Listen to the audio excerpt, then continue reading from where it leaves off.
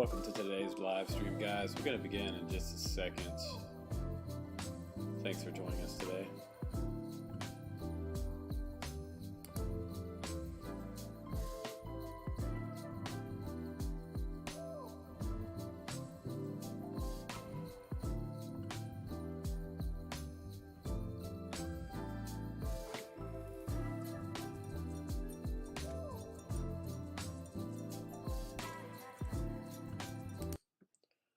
What's up, guys? When you guys make some chat, it will show up here on the screen.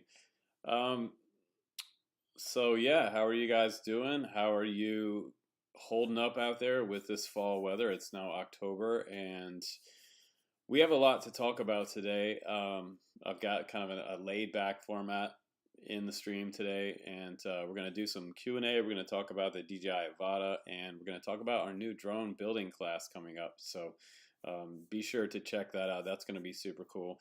I did throw up a little banner for that in the beginning of this live stream if you want to go back and check that out.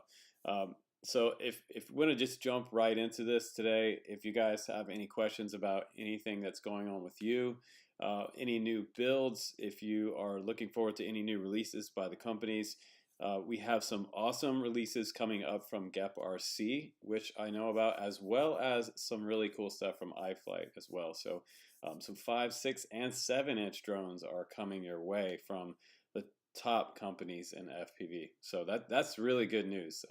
It's coming up on Christmas now, and I know that some of you guys want a new drone for Christmas. So recently, we've been really looking hard at a lot of new stuff from Axis Flying, and Axis has been impressing us for the DJI Avada upgrade mod for the new motors, as well as the Cine On series that we recently reviewed. It's kind of like the DJI Avada Killer. It does not have GPS on there. But then again, if you're flying a Cinewhoop, who really cares about GPS? They're pretty much made for proximity flying, and a lot of people, they don't quite realize that, yeah, the DJI Avada is a proximity flyer. But if you guys have any questions, be sure to drop them in the chat.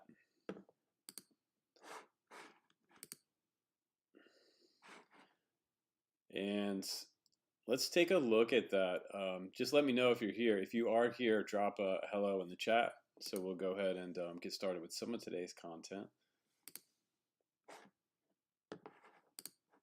Let's see. Let me open up this browser window here for you so you can see what I'm talking about.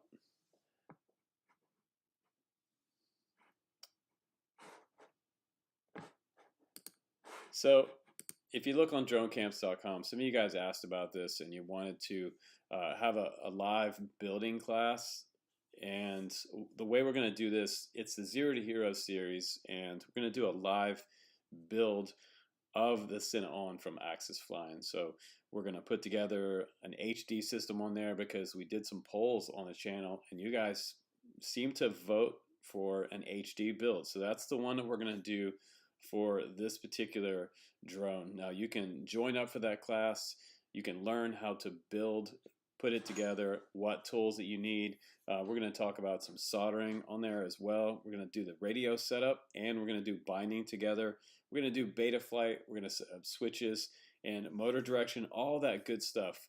So I'm going to give you tips about all that in that same class, a start to finish Zero to Hero build class. So if you've never done that before, it's an awesome class to get into, especially as a beginner. We can kind of answer some of your questions in real time as well. So if you click on that, click to register, it'll take you to this page. And on this page, you can see that you can purchase a seat for $40. And we're going to limit the seats in the class so that only so many guys can be in there at once. We can't have like 150 guys in there all asking questions at the same time because it would just be confusing. So the cutoff date for that is going to be next Friday.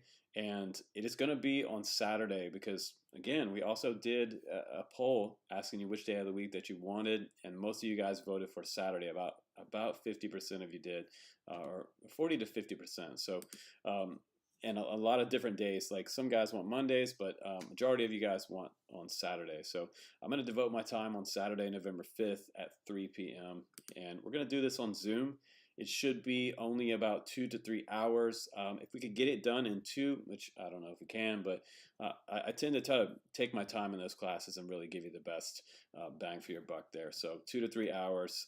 And when you purchase, once you purchase, you'll be sent an email with instructions on how to get into our Zoom class. So that's going to be pretty cool. It's payable by PayPal or credit cards. So either way, I got you covered. If you have a question about the class, at the very bottom, we put this email form. And whatever your question may be, you can go ahead and drop us an email. If you have a question about that class coming up, feel free to send us a question. Welcome Mavic Bello to the live stream. How are you doing, buddy? But I think that that's something that could be really fun for the FPV community is a private build class. It's not something that we're going to do that's going to be a public or a documented video.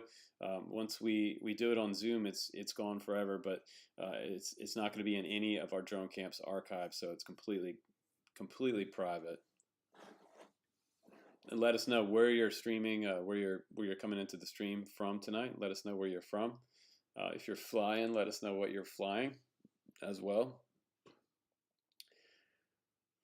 Mr. Mavic Bello says, what do you think about the autonomous of the battery with the motor of the axis? The autonomous, what do you mean by autonomous? You're thinking about change the motors to the axis. I think what you're trying to ask, Mr. Mavic Bello, is the maybe the setup. How is the setup, or what's it like to build that? We do have a build video on it, and I did it start to finish. You can check that out. It's actually pretty easy, and you don't have to worry about motor direction. Some people are worried about motor direction, and once you solder up the wires straight to the ESCs, all 3 straight, don't cross the wires, the motors will be the right direction when you power it up for the first time. As long as you have your props on right, the DJI Avada will fly right after you solder up the new axis motors. C157 motors is what you're looking for. I mean, I would recommend it. I've been having really good luck with mine, and recently, you know, it's been performing the way I've hoped it would perform out of the box. It has just that little bit of extra power to keep me out of having problems with it. And we can do some Q&A today if you guys have some questions. So I don't know if some of you guys saw it or not, but most recently we reviewed this on the channel, and this is the Axis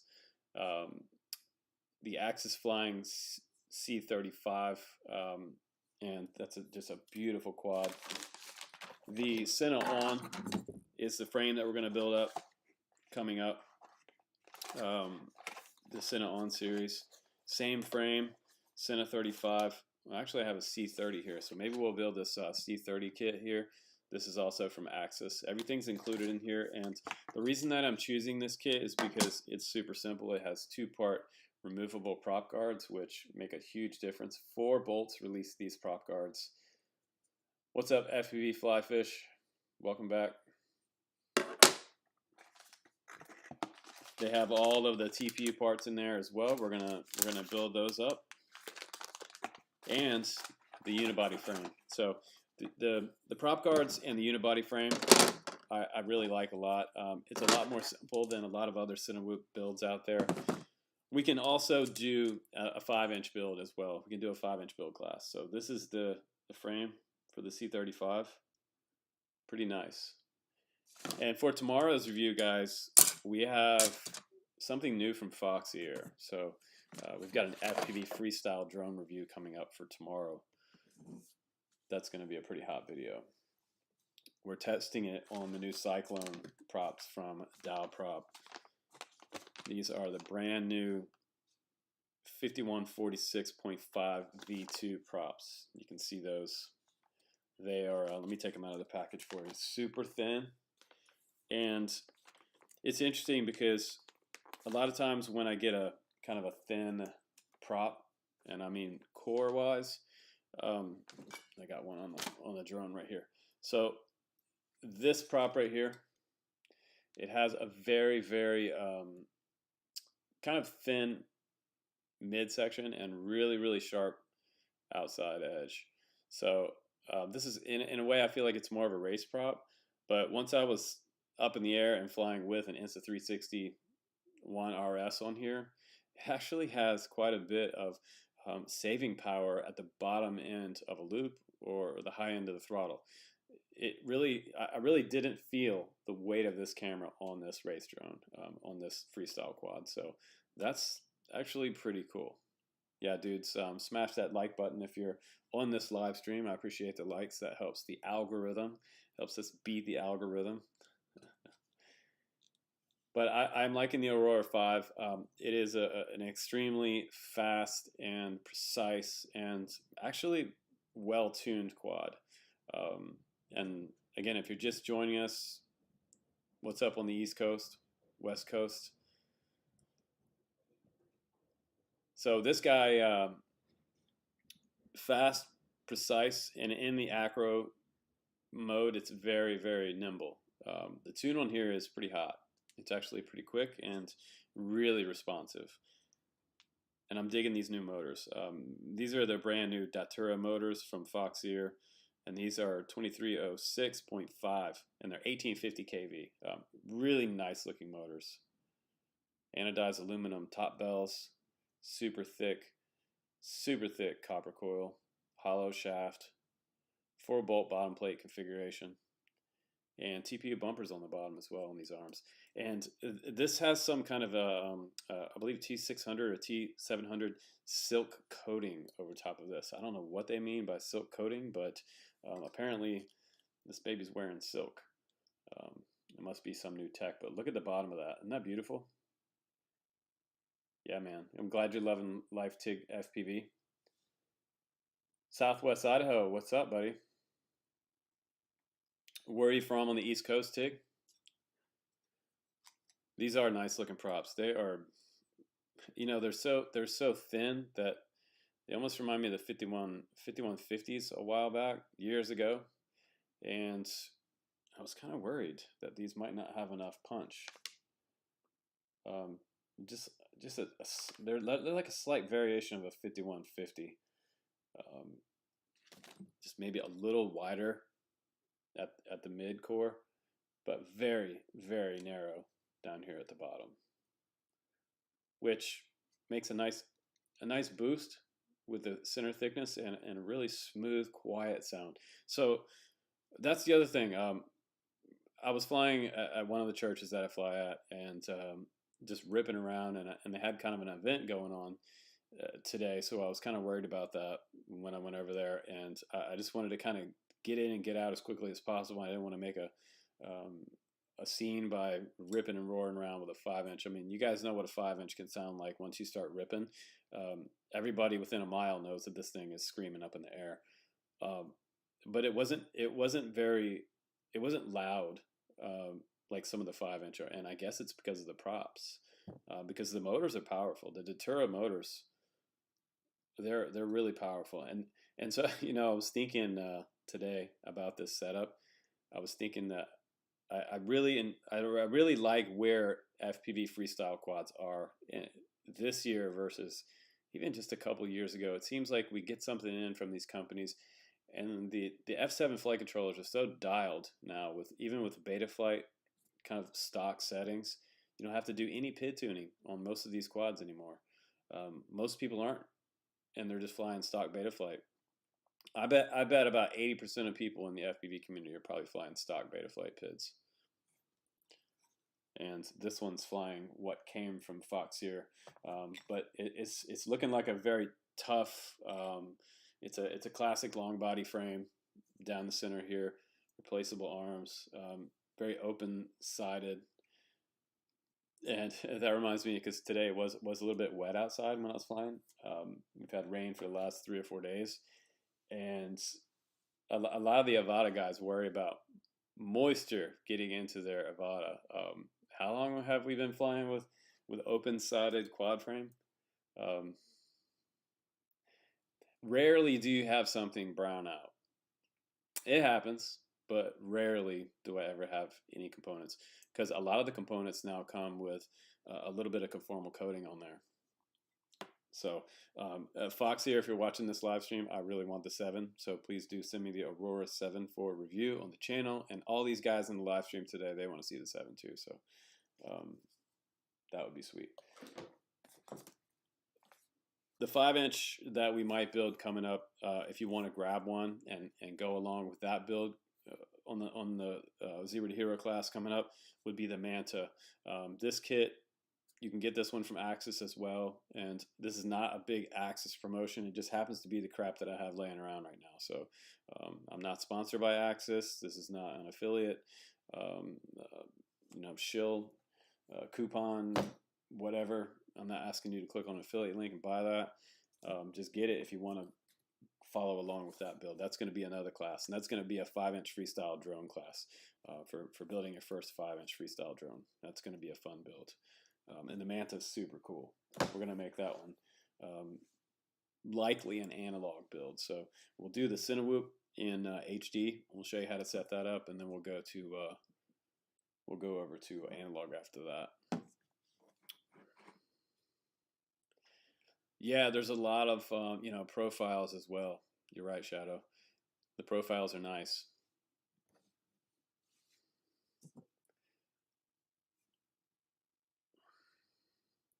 The 7-inch, and we were up at the church in Vancouver flying a while back, and Diego was there with me. He was doing some filming for that plane I was flying, the Beechcraft B-18 from Horizon Hobby, the E-Flight plane. And he was flying a 6-inch that day, and we were talking about how loud it is, and it has this kind of low hum to it versus like a 5-inch has more scream, and 3 and 4-inch are quite a lot louder because of the RPMs go up and up as you get smaller, right? So the bigger the prop is, the quieter the quad is. So like the 7-inch, they're pretty quiet. Once it leaves the parking lot, you're pretty much you're out of sight, and people really can't hear it once it gets a couple hundred yards away. So 7-inch, I love it. 6-inch, still pretty quiet. 5-inch, people will know you're there. And especially the way some of the guys that I fly with fly. They're hot on the throttle. But I also have, guys, in other news, this is pretty cool. I have some DJI Avada propellers coming in that we're going to test. And we're going to test them with the Axis motors and without. So we're going to do 2 different tests. I've got some coming from GemFan, I've got some coming from HQ, and another company I can't even remember the name of. But it seems that a lot of companies are jumping on the bandwagon to build these Avada props for you guys. And I also have 4 and 5-blade props that we're going to test. We abandoned the idea for 3-inch or 3-blade props because 3-blade in my testing just wasn't good enough, and I don't think that companies are going to mess with 3-blade unless they make them super fat. If the blades are super fat and they're 3-blade, it might work, but that would be some testing on their part they'd have to do before they ship to me, hopefully. But I'll be a test pilot. I don't mind doing that.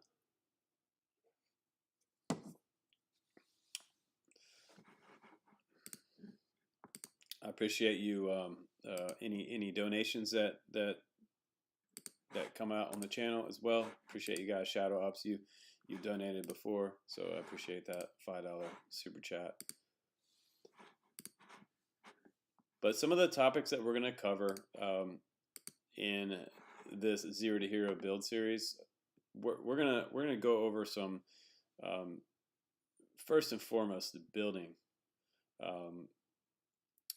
the build up of the frame, how to start that frame. Because you get a box of parts in and you're kind of looking at it as a beginner and you're wondering, what the hell is this all about? Where do I start? Hi, what's up, Johnny? Welcome to the chat. Welcome to the live stream today. And so a lot of times I start with the frame. We're going to start out with the frame. We're going to build our way up from there. And this kit is just so easy and enjoyable. It's an enjoyable build.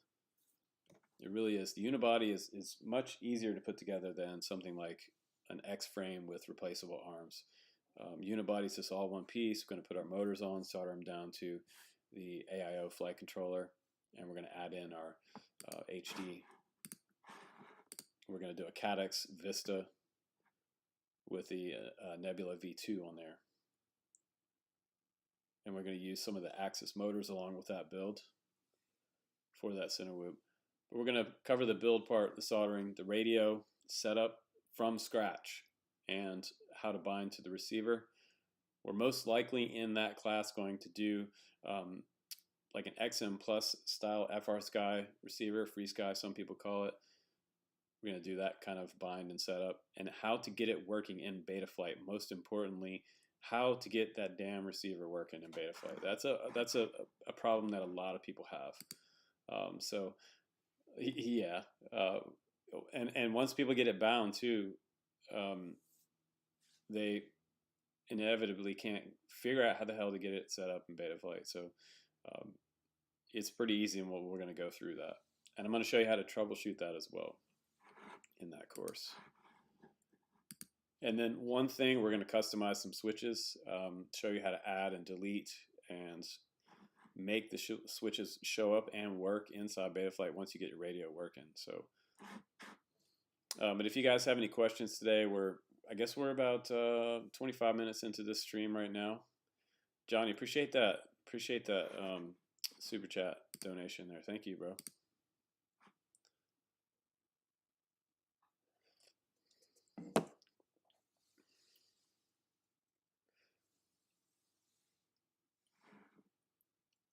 You know, we've had, speaking of weather, we've had a lot of rain recently, and we needed it in Washington and Oregon because we've had some serious wildfires, as well as California. So we're kind of welcoming the rain right now, and my garden's pretty happy too, and our chickens.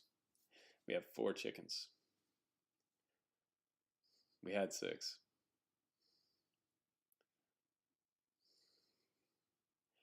But today was sunny, and I got lucky because I woke up this morning and, you know, I had this Aurora 5 from Fox here, and I put the props on this bad boy and took off out the door, because it was the first bit of sunshine that we've had for the past, I don't know, 3 or 4 days.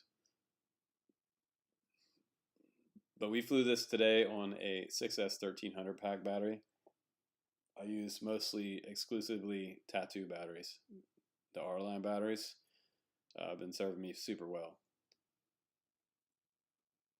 You waiting for the rain in Central California? I believe it. Man. You know, one of my peers on the other channels, he's in Southern California, and I see his videos all the time.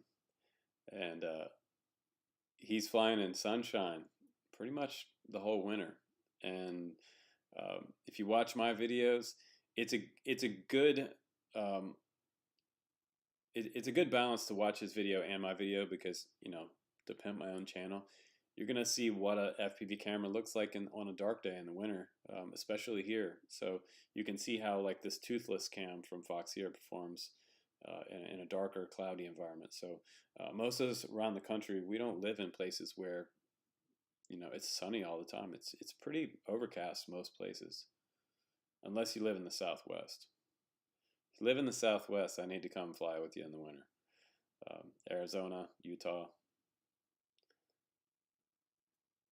But I like the way this Aurora 5 looks, and I think it looks like a legit freestyle and a race quad if you wanted to have a bind and fly. And bind and flies are, you know, I don't know if you noticed right now, but the bind and flies are kind of getting harder and harder to come by with the state of shipping and availability. Everything is getting super limited in availability with the way of the world right now. So the bind and flies that we have available now versus, say, 2 years ago before the pandemic, we're probably 80% down in the amount of bind and flies that we had.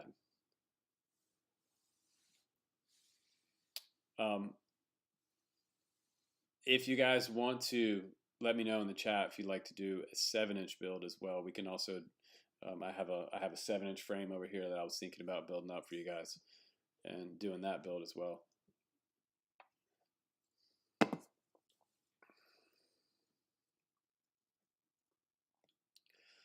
Yeah, rework. This is a nice quad.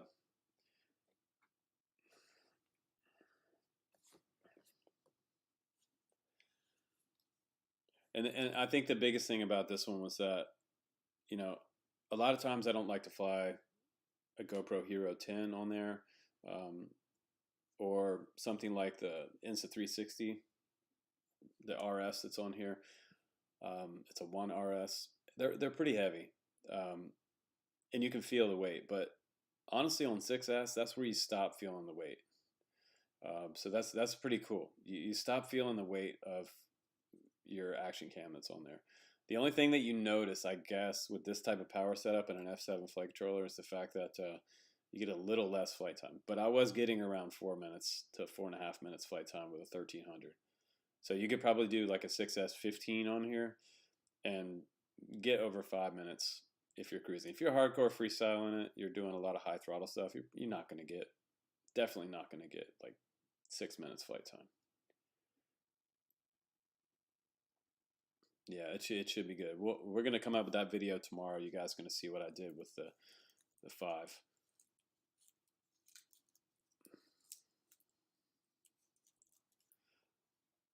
Yeah, you know, and Darwin FPV, God bless them, they never sent me their 7-inch. Um, I'm not sure why they never sent me their 7-inch, but that's I was wanting to fly the world's cheapest 7-inch. You know what I mean? I'm just curious. I'm curious about all things cheap. Like I'm not like a top of the line Kiss ESC uh, brand snob. I've never paid homage to any brand or kissed their ass completely on my channel.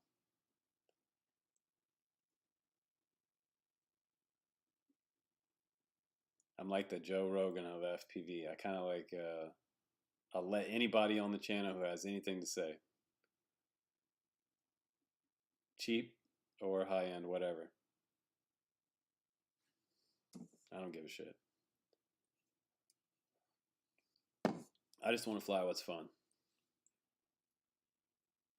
I gotta say probably some of my, you know, if you were asking me what's your worst experience um, with some type of brand, and it is also it's one of the world's cheapest. One of the world's cheapest outside of Darwin would be Eachine, and I haven't had good luck with some of the Eachine stuff like um, the Eachine Wizard series. They sent me one like a year ago, and I plugged it in and it never worked. And so I emailed them, and it was the Ready to Fly one. If you guys remember that one, that one came out, and I had to wait for a new kit to come in before I could fly that one. So the first one just didn't work at all. I think the ESCs were bad. It's a 4-1 ESC, but they had changed some things. Not the V2 though. Not talking about the V2. There was a V2 that also came out, but that was after the Ready to Fly. The Ready to Fly was when they had a shitload of them sitting around the factory that didn't sell because they produced so many pre-pandemic. They were like, "Oh God, we got to get rid of these. What's the quickest way we can do this? Let's bind them up with some what the hell with those transmitters? I have some over here somewhere. Fly Sky. They bound them up with Fly Sky transmitter. It's about, you know, that transmitter's been around for over 5 years, and I think they used to be about $20.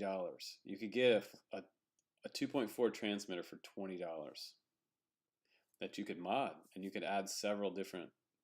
I mean, tons. They had a cult following for Fly Sky,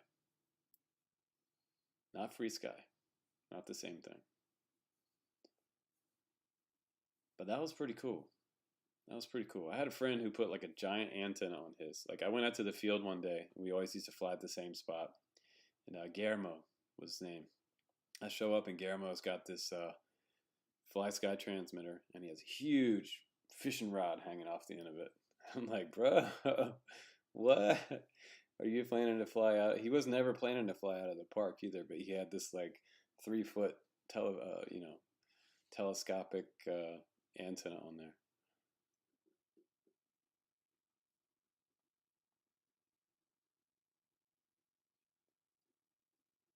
An AOS 5, how would I build that? As light as possible. Definitely 6S. Probably 2305. I'd really like to put the data motors on that. Datura. They're called Datura motors. I'm liking those motors. New Foxeer motors. And Foxeer is kind of like right now. I don't know if you guys are noticing what the industry is doing right now, but the industry is consolidating, just like every other industry around the world. Is everybody's in consolidation right now, and it seems like the ones that are really keeping us afloat are Gep RC, iFlight, and Foxeer. Other companies have disappeared. If you look around, there's really not that many companies that are still standing. Some of these dudes are gone. I don't know if they're planning for the apocalypse or not, but some of these companies are gone. So stock up on your FPV stuff. And it may be just the way of manufacturing right now around the world. Like shipping costs have gone up. There are some sites out there who still offer free shipping, which is cool.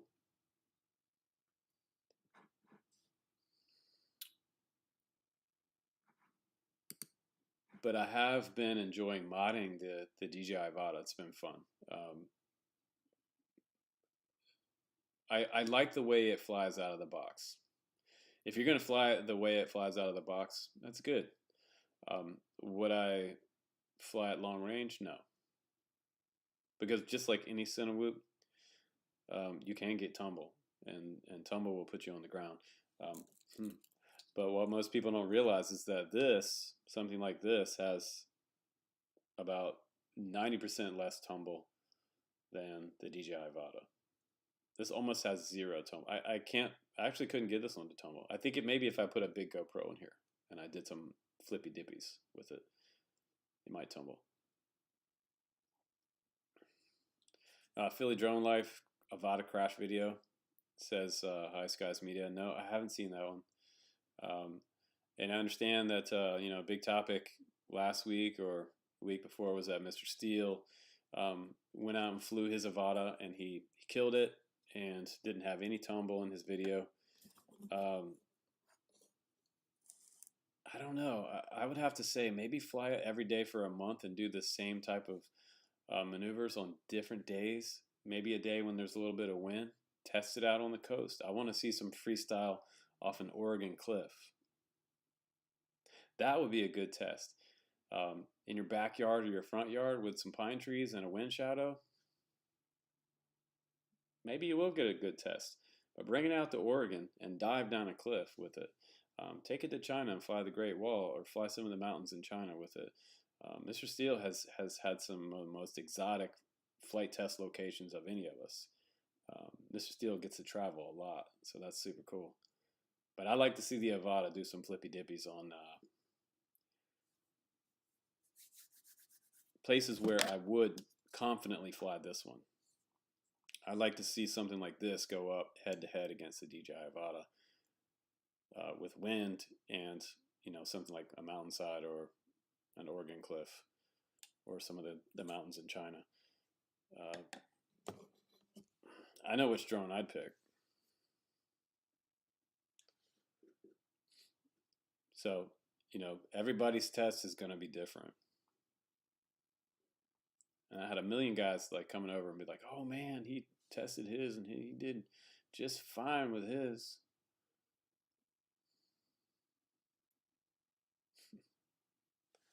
Okay. I mean, the thing is, dudes, like, guys are gonna drink the Kool-Aid, the flavor that they like the best, right? That's what the people hear, what they want to hear. You know what I mean? Especially the DJI fanboys. And no, I don't think any of you guys in the chat right now are fanboys. If you are, please stand up.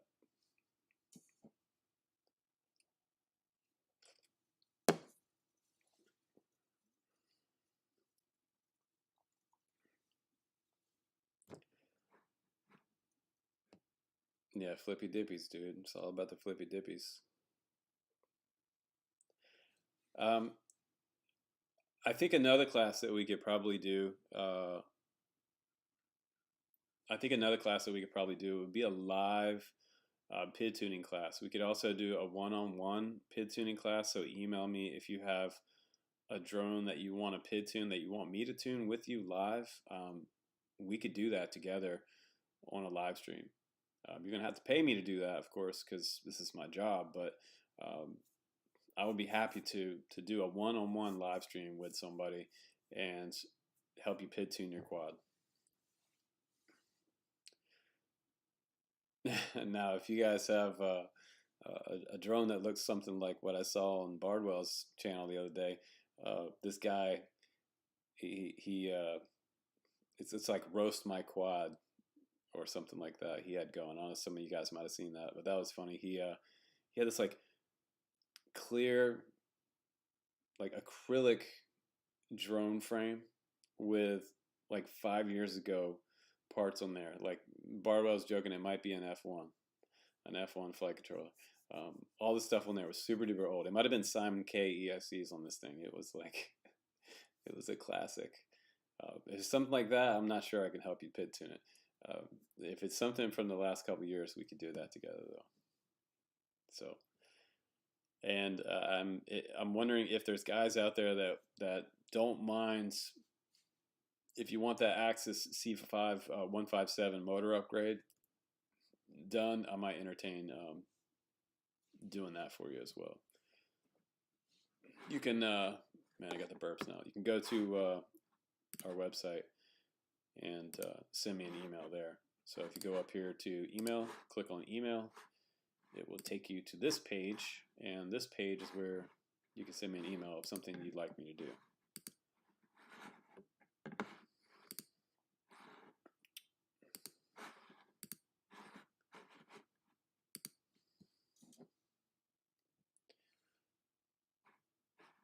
Yeah, 4 minutes of hard ripping. Your RDQ 4S is unhappy. I believe it. Depends also Gen X on what kind of motors you got on there. Maybe you got some big stonking motors.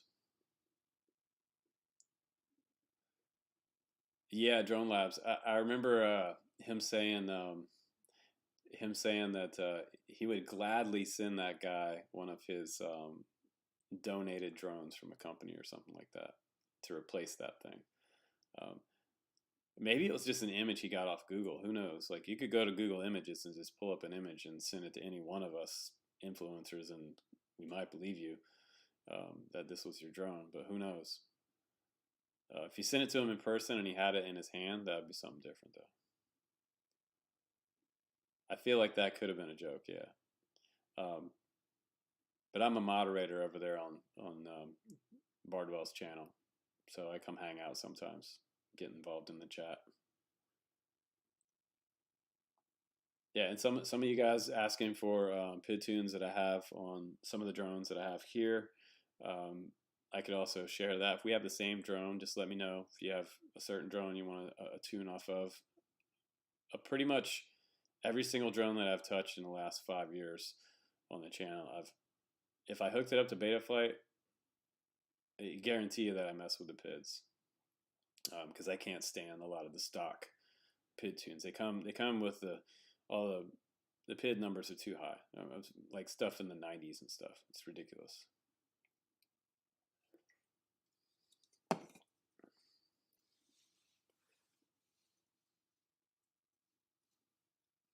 Yeah, and that could be Johnny D. Johnny D says they might be watching videos, not looking at the dates, or building quads with 5-year-old parts. A lot of those parts are out of stock everywhere too, though. Especially now, because a lot of the stock is drying up, or some of the warehouses are just liquidating a lot of stuff and getting rid of stuff so that they can possibly make room for new stuff. But I might be a source for some antique FPV stuff coming up. As everything is out of stock, I will have stuff in stock because of how many years that I've had the channel going. So the drone store on dronecamps.com. It's on the front page. If you go there and look at it, if you go to the home page, let's check it out. So go to this home page right here, and you're going to refresh this page and go down, just scroll down to the middle right there. We have our articles down there, and right in the middle is where the drone store is. And right now, everything's out of stock except for t-shirts, but I do let you guys know when I drop something in there, and occasionally I do, and it's going to be better than like the pandemic and Armageddon prices that you're seeing recently. I just posted something on Facebook yesterday, speaking of Armageddon and the state of the world, prices and inflation and everything else. I went to buy a bag of chips yesterday because I was sitting there waiting for the rain to stop so I could fly for you guys. And I went into this local store. It's kind of funny. The name of it's Wankers Country Store. Okay. Apparently that's their last name. It's not a UK slang.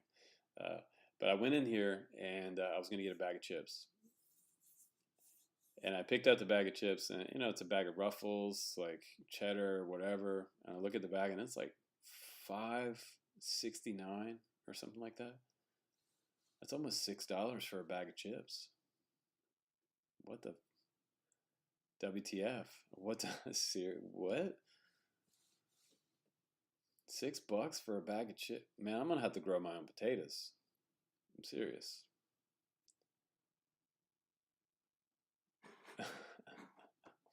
What is going on? I swear to God, milk's gonna be $12 next. Hold on to all your drones, guys. But there are companies out there that you guys, if you want to see FPV happening still next year, you should definitely support RDQ, companies like that.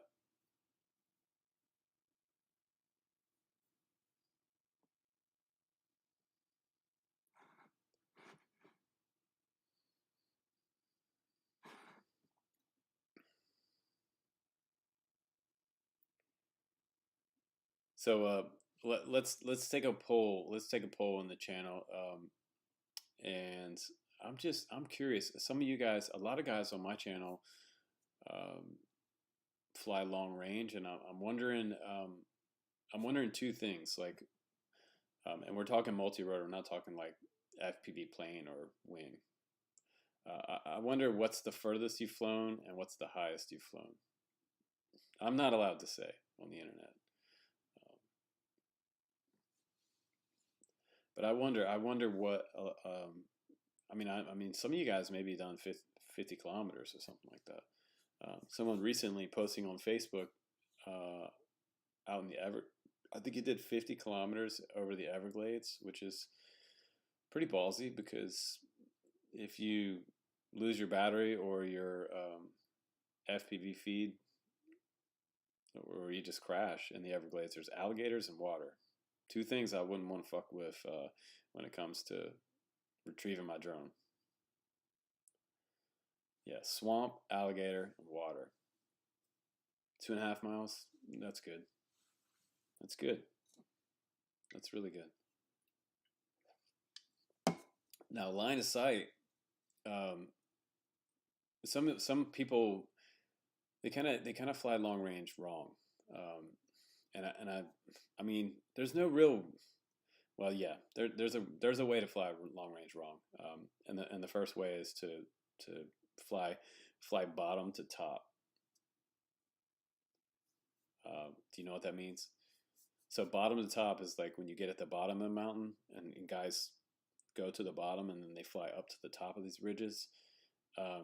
The problem with that is that somewhere along the way to the top, you could fly behind a section of rock and end up fail-safing into the side of the mountain. I've seen people make it, and I've seen people not make it. So bottom to top, it's not the best way to do long range if you're doing mountain surfing. The way I like to do it is top to bottom, so that I have a better line of sight anywhere I go in front of me. I'm flying down.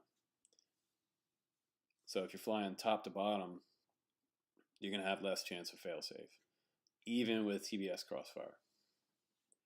TBS Crossfire has great penetration, but I don't trust it 100%. I don't trust anything on these drones 100%. I'm always looking for what might go wrong.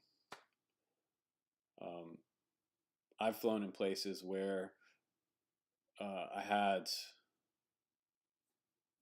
like iron come up out of the sand and fly onto my drone motors and stick and just clog them all up as soon as I landed. It was in an area out in the desert where this had a high iron content on the ground, and it was so much iron that it was just in the sand. And even though I landed on a landing pad, the prop wash coming up around the landing pad brought all that iron up, and it freaking because the motors have magnets, so it just grabbed all this stuff. I don't know if we've got a moderator today. We've got some kind of jerk coming in here with some junk spam shit. Yeah, we're all gonna hop on that dating website because we're a bunch of. Let's see. Should we add him as a moderator? That'd really throw like. Wouldn't that be great? We should add the spam guy as a moderator. Okay, we're gonna put him in timeout.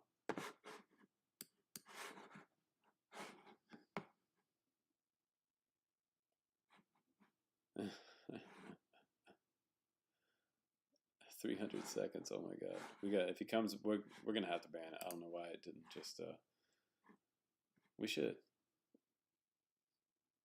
I was saying a while back, spam the spammers.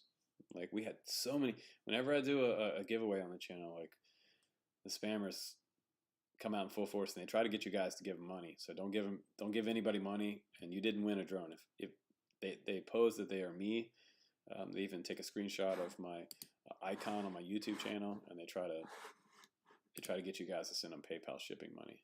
It's a total scam, and they do it to 1 million YouTube channels. And if 20 guys on YouTube send them $100 in a day, it's pretty good money.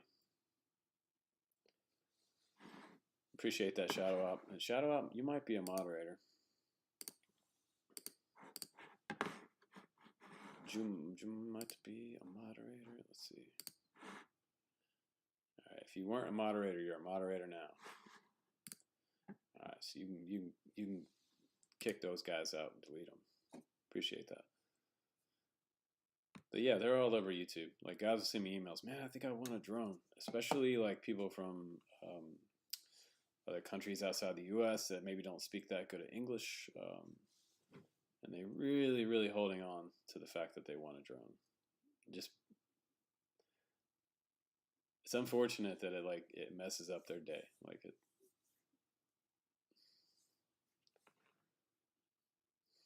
Especially like little kids. If someone was little and imagine you were like 10 years old and man, I sent this guy $100 of my PayPal and I thought he was going to send me a drone. Yeah, Gen X, you like spamming the message. I used to, when I worked for an agency, I was a graphic designer and video editor for an agency, and telemarketers would call the office, and we had a setup in my office where I record the phone calls so I could press record, and I would have like half the office in my office listening to me messing around with the telemarketers. I would just keep them on there for. I'd keep them on there for an hour, and we would roast them.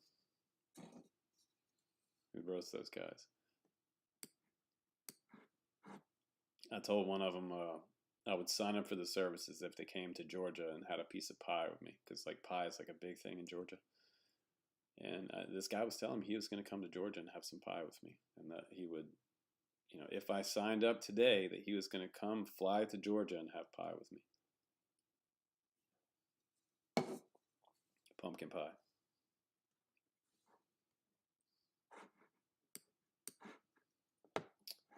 that was an episode where we were I was pretending like I was Sling Blade, and I think half of his office was standing around his phone as well, cracking up. Uh, the F the best FPV race car RC car for commercial use, like a mini track in a business. If you want to spend $20,000, there are a bunch of companies out there who will have some of these pre-built RC cars for cinema red cameras and things like that. If you're looking to do um, something on your own, probably the best, I would say one of the best RC cars and most stable RC cars that's a good price out there would be a DHK Hobby RC car for outfitting a camera on. Some of them run 3S battery on there. They'll run dual 3S batteries, so you get like maybe like a 40-minute runtime on them. But the batteries are pretty cheap. Yeah, we need to get some tech savvy guys on here that can trace some of these guys back to their office building when they spam the channel. I've seen those videos on YouTube. It's pretty awesome. And who knows if those videos are real? It might be fake, like everything else on YouTube. Take it with a grain of salt, right? How do you even know I'm not AI? I might be not real.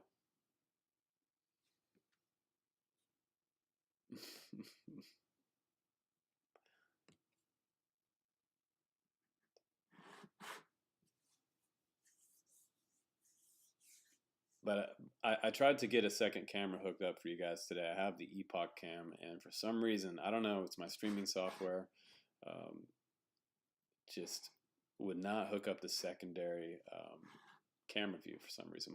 I have a desktop cam view here. I paid for the software, and it still doesn't work.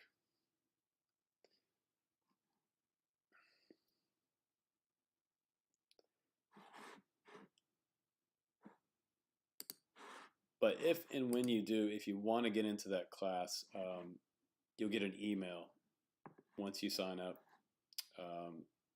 And we're doing it the way you guys said you want to do it. So I'm going to do it Saturday, November 5th, and 3 o'clock Pacific Standard Time. And this is a 100% beginner build class. We're going to do an HD setup. I may, as well, in that setup, if you already have the parts, if you have some parts for any type of build, just join us in that class and build yours up. Following along with us, we're going to talk about which ports to solder to, what wire goes where, and we're going to talk about maybe even an analog, where to put the analog setup on the flight controller. So I'll go through both the HD and the analog in that same class, depending on how many seats get filled. So, but the majority of you guys seemed to want to do you guys seem to do the HD one. But I know a lot of guys still fly analog though.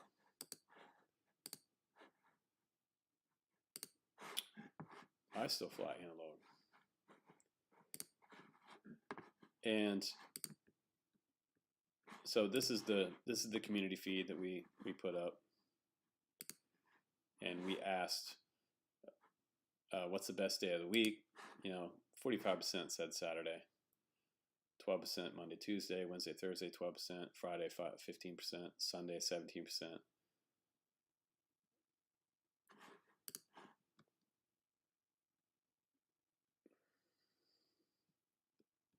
And then I thought I also asked about HD and analog. There it is. For the online build class, what would you prefer, analog or digital? 60% of you guys said DJI digital. 40% said analog. So that's interesting.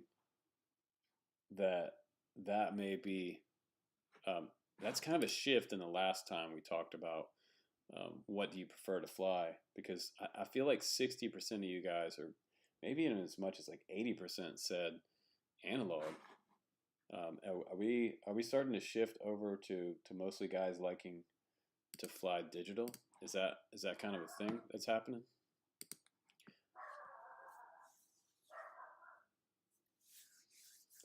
I also have another HD system over here that's a long range HD system that I might put in the drone store. It's an off brand, but it'll also work with analog goggles.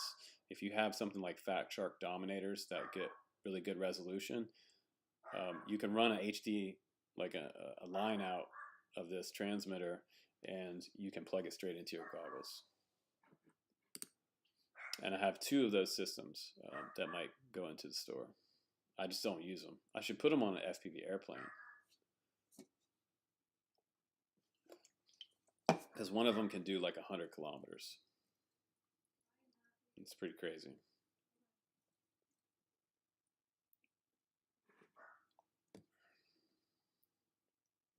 And I mean, I'm kind of partial to HD just because it is so clear. I can really see like the scraggle and the trees, and flying in places like Oregon, we do a lot of like tree gaps and things like that. So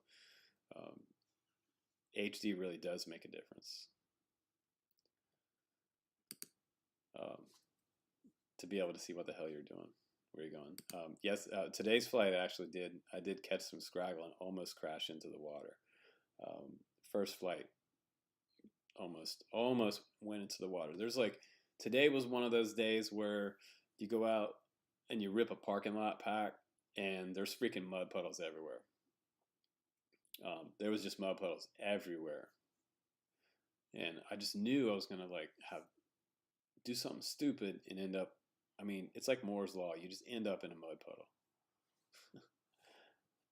I've been flying to the church like years ago, and it's the church up in Vancouver, and I don't know how the hell I did it, but I ended up in like there's one puddle in the parking lot. I ended up in that puddle. I like bounced on the concrete and ended up splashing down in the freaking puddle. I've had some crazy adventures at that church. They let me fly there, and they're super nice. And they let a lot of guys fly there. I mean, I plugged in a quad there one day, and God, I forgot who the company was. It was a company that didn't last like 6 months in our industry. I plugged this thing in, and it caught fire. And it was a contained plastic little low profile type of frame. I don't know if you guys remember the like top and bottom plate, like sandwiched low profile frames. They used to build these really flat ones with the camera way up front and kind of in line with the top and the bottom of the frame. And the only thing sticking up on it was really the antenna off the back for the VTX and the battery and the motor. So those are some pretty cool frames, but they were kind of a bitch to work on. But I plugged the little thing in, and it just like went up in flames.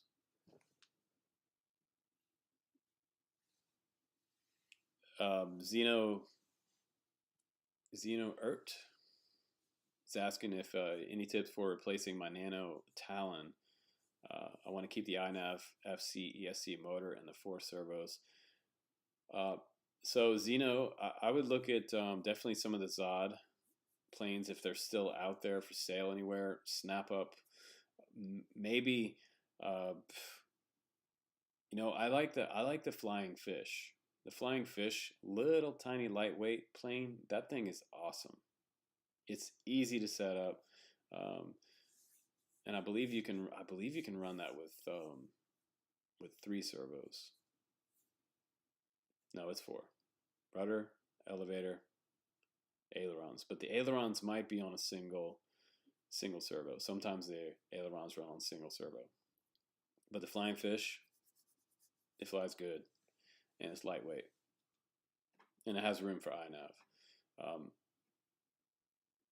Yeah, I also have some other smaller planes. I need to go back through the archives and maybe pull one out. I still have one that's brand new in the box. Can't remember which one it was. There's so many releases from Zod. But also another one that's great, Zeno, is the Orbit, the Zod Orbit. If you could find a Zod Orbit out there, like the LED version, that one was really good. Super smooth flying FPV wing. The Talon was an FPV plane. Also, the He-Wing Ranger. Yeah, Johnny D says the He-Wing Ranger T1. That's a good plane. I still got one of those new in the box as well.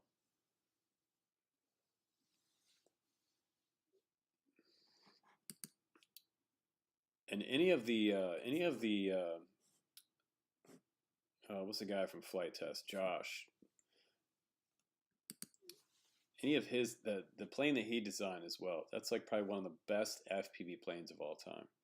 It has about a 50-inch wingspan. Very reliable. It's a pusher. You can belly land it. You don't need landing gear. Super nice.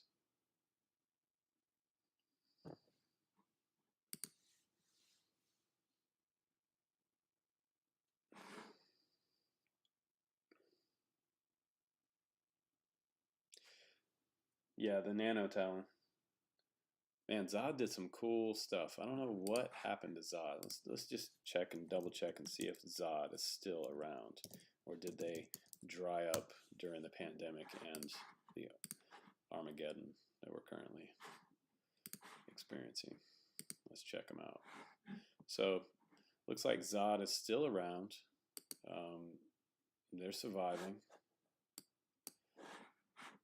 And let's check out their planes. So, let's just jump into that and tell you which one to get next. From my experiences, if you had the Nano Talent, man, that was such a good plane. I almost built another one of those. That's like, I like the black one. I had the black one. I think if you wanted to have something a little more portable and that costs a little less, the Dart 250G for me was probably one of my funnest little compact builds. You can get this thing under 250 grams. That's awesome. And it flew really good. Like, I still have a review up if you want to go back and check out my Dart 250G review. That one's up. EPP foam, snaps together, has carbon spars. You can run it on 2S. I mean, the most fun you'll have on 2S. 1406, 2600 kV, 30 amp ESC, 2-blade, 5-blade, 5-inch prop on there. So you can kind of use the same type of prop on this plane as you do your 5-inch FPV race drone. That's pretty cool. I just stole some of my race drone, and my review's not on there. Damn it! Why not, Zod? But that was cool. 250G. I had fun with this one. So that's what I would do if I were you. And you don't need 4 servos on this plane. They also have a Nano Talon Evo. And the flying fish I mentioned earlier, that was the Ishin version, I believe, of the Drift. So the Drift is like the standard tail setup there. And that one's fun. This one's a little smaller. I would not put this camera on there that they have there. That's going to get you, that looks like it's a 25 milliwatt camera. It has an angled motor on it. But this one's super portable as well, and it flies really easy. And that one, how many servos does that one have? That has 2 servos in that plane.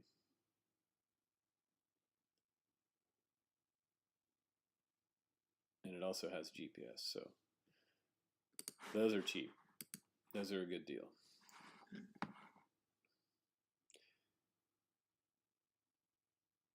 Oh, Motion RC still has some Zod. That's cool. Johnny D says AR Wing and the Wing Pro. Damn right. The AR Wing's one of the funnest wings of all time. The Delta and the Alpha Strike, I did not have fun with those things. Those things crashed like immediately torque rolled on me and just destroyed the plane because I swear to God I had it set up right, but something, I don't know what the hell happened. I feel like it was a mechanical failure. I think I had a servo go out or something, twitch, and it slammed right into the ground. So both of these are not crash friendly. The Alpha Strike and the Delta Strike, not crash friendly. Talon 250G also is another cool one.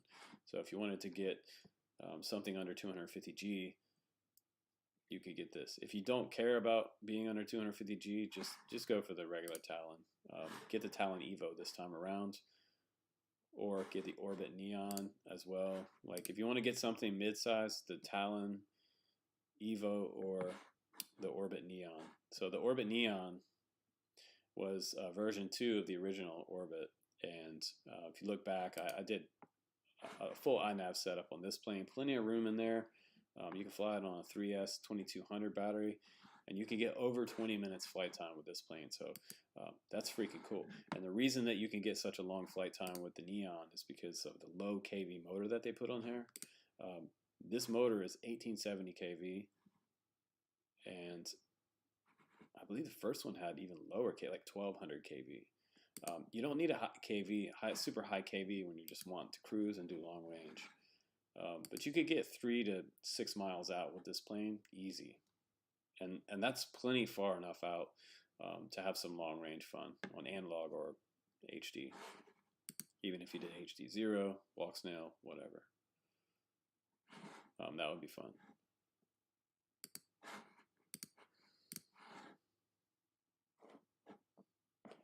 Yeah, no rudder and yaw on the AR wing. But the AR wing's tough. You could crash those into a wall and fly it again.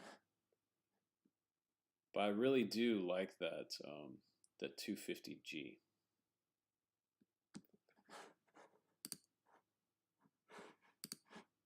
That was the Dart 250G. I had fun with these Dart XLs, like the Dart series and the Talon GT Rebel. Those were fun. Dart XL Extreme, Dart V2. I mean, all these planes were fun for iNav, and I felt like they were a pretty good price. And I just love that they like snapped together. They didn't take any time to build. For guys like myself and Painless 360, it was like the easiest build that we had ever done in our careers. And both Painless and myself have done some like complete foam wrapped custom built FPV wings, and it's like it's a process, but you don't have to wrap these at all because they're plenty tough.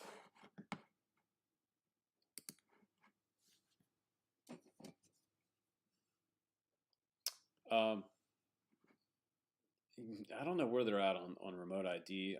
Honestly, Shadow Up, most people I know right now don't even know how to get one of the modules or where to get it or how to buy it. Manufacturers also really are still continuing to sell without it at this point. And somebody talked about it going through next year, but honestly, do you see it implementing? Because I think what's going to happen next year is they're going to come around. They're probably going to push it out again, because I don't know that people are ready to, unless they make it super easy and cheaper than what we're seeing. I mean, we're talking about $50 to $200 per aircraft, and for somebody like Joshua Bardwell, myself, Albert Kim, Nick Burns, that wouldn't be sustainable for us because we get a lot of stuff to test and fly. So for channels like this, that'd be a big problem for the channels that do reviews and get a lot of drones to fly, and even airplanes. You know, if it didn't cost you anything to just turn it on and fly it, that'd be one thing. Or I might just start having to go to one of the sanctioned free zones to be able to get something up in the air for you guys. But that would limit us to like flying at one spot all the time, which is completely ridiculous, and that would suck because I'm not that channel. I like to go out and explore, take the car, take the Prius out, or take the Sprinter out.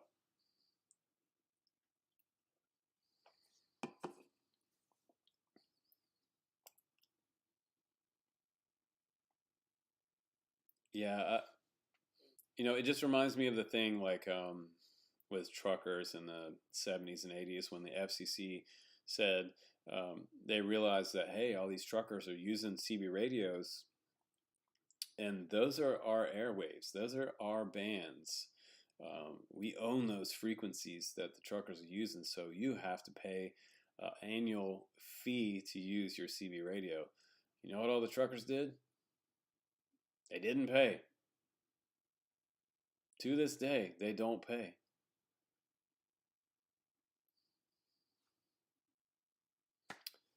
I don't know. I'm not saying that we should all not do it. If they make it easy enough, we can all do it. If it's expensive and hard, then 90% of the guys I know, even at like the older guys at the AMA fields, they're all saying, I'm not doing it. I got a whole garage full of airplanes. I'm not doing it.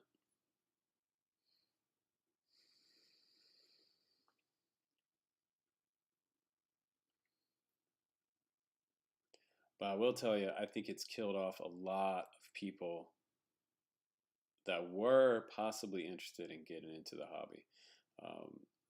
People don't want to be tracked. They don't want to have to pay a subscription. They don't want to have to register everything that they buy. And they don't want to be tracked by the government and the police to go out and have some fun. Because everybody's not a terrorist. And that seems to be the society that we live in, where everybody's a terrorist until they're proven otherwise, which is unfortunate for American citizens. I've thought about this in a couple different ways. Just the other day, I was thinking, well, why don't they just, put remote ID on things that you buy out of Best Buy, like DJI drone that can fly miles away out of the box with no experience and do return to home. Because I guarantee you, the guys that are wanting to do something bad or whatever are not flying, stuff like this. Those guys are not flying that stuff. Custom built FPV airplanes, even like Horizon Hobby E-Flight. That would be the most ridiculous terrorist in the history of terrorists. I mean,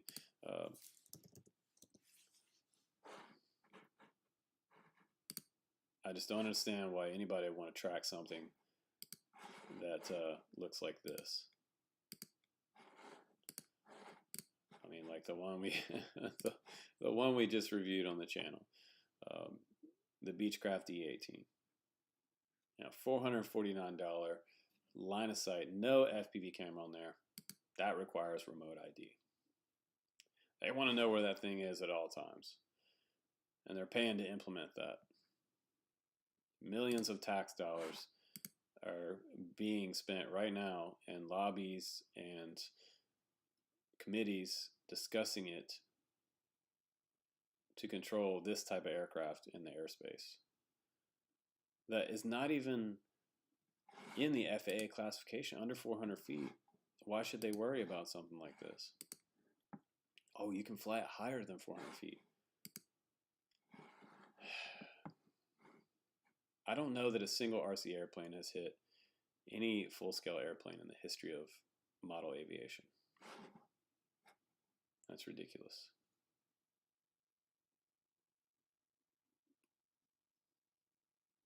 Yeah, they think that everything we fly is, yeah, you're right, Johnny. They think that everything we fly is like something that they're flying over to Ukraine. Some of the drones that they're flying in the Ukraine, I just saw the other day on CNN. There's a special, and these guys are, I think the guy was called the Serpent, and they had this little secret lab. It looked just like a little hobby night, anywhere in the United States where you guys are building airplanes and multi-rotors, and there's guys sitting around with drivers and building stuff, laptops. Yeah, they're able to build stuff that they can do recon on and go find out where people are super quick. But it's not freaking rocket science. I think it all comes down to intent. So if someone has malicious intent, and that goes with anything, with a car, they don't have GPS trackers on cars yet. We all don't have to tell the police that we're going to Safeway. You could kill somebody with a car, but you don't have to let all the Karens and the police know that you're going to Safeway to buy some pumpkin pie, right?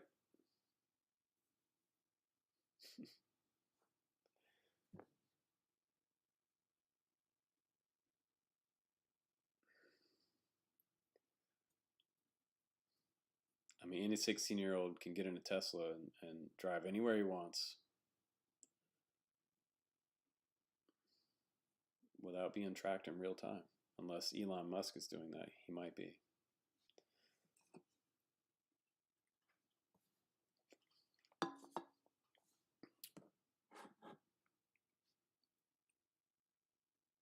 But this was fun to get everybody together again today in the chat and just talk about some things that are current. Also, what's coming up, answer some questions today. Just briefly touch on the new Avada props that are coming out. I've got some more cool stuff coming from eFlight and Horizon Hobby and Hobby Zone.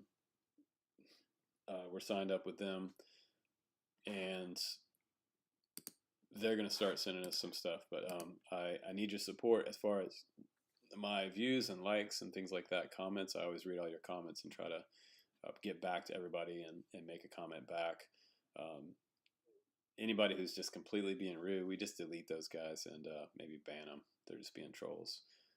But we have our crew and we have our following. So the drone camps, the DC Army is always there and lurking somewhere on the internet, and we are strong. So we're a force in this industry for sure. And they listen to all of you guys. So if you guys come into the channel with some constructive type of feedback, if you have a certain product and say you want access to know something, make a comment on that video, because those companies read the comments on these videos and they want to know what you guys are saying. So they might have a social media team that goes back and reads your comments, and they're going to make changes, say in the version 2 of this one. If we find some things that we don't like or we suggest or whatever, these companies are always listening, and they're listening to the reviewers too. So if I can give them some feedback that might benefit you guys as well on any of these products, like, I'm going to tell them some truths. And DJI hopefully learned something when they watched the testing and the reviews, because I almost broke mine, almost completely destroyed mine, testing it for you guys. That was super fun, and I'm going to continue to test it. I've got a whole pile of new stuff coming in for the Avada too. So I've got Avada coming up, got new 5-inch drones, 6-inch drones, 7-inch drones, new Cinewhoops. We've got the new classes coming up for the builds. 5, 6, and 7-inch. We'll do maybe not 6, but we'll do 5 and 7-inch builds. We'll do Cinewhoop builds, and we'll just continue to keep the videos coming, and we'll have some fun and do some more flying on the channel. But if you guys want to do another live stream, let me know. If I have some free time coming up, we'll do this again and get together, and I'll try to plan it better next time. I'm not that great of a live streamer. I don't have a ton of equipment for it, but I'm working on it. ProTech 30. Yeah, that was one of the best of all time. The ProTech 30.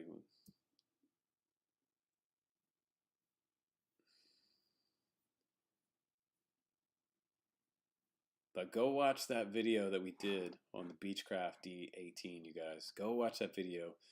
Give me a view on that video. It's like, I put it up yesterday, and it was disappointing for me because it was one of my favorite videos I ever did of all time, and it got the least amount of views. I think it had like a 3% click-through rate. That's like terrible. I usually have like 16% click-through rate. If you do something DJI, then everybody watches it. If you do something like a giant airplane, no one watches it. But my heart's always with airplanes, even though this is a kind of a drone channel. We're pretty much everything. But I appreciate you guys. Johnny, take care, man. And I will see you guys on the next one. And I'll see you tomorrow. So I'll see you in tomorrow's video. Be there in the comments, and we'll chat in the comments. And if you have any questions, again, put them in the chat, the comments down below. If you have any questions about the classes coming up, go to dronecamps.com. Click to register on the main page here, and once you do that, boom, there is a questionnaire form at the bottom. If you have any questions about the class whatsoever, send me a question, and I'm happy to accommodate anybody that wants to come into the class. And if you can learn something in that class for that price, that's pretty good. So each seat in the class is $40. So if you want to join us, be sure to sign up before next Friday, because it will be on Saturday next weekend. Not this weekend, but the weekend coming up. November 5th is when we're going to do that. So that's going to be a lot of fun, and a first on the channel that we're doing a live Zoom class. So I hope to see some of you guys then, and I will see you in the next review and the next live stream. So I appreciate you. Thank you for watching.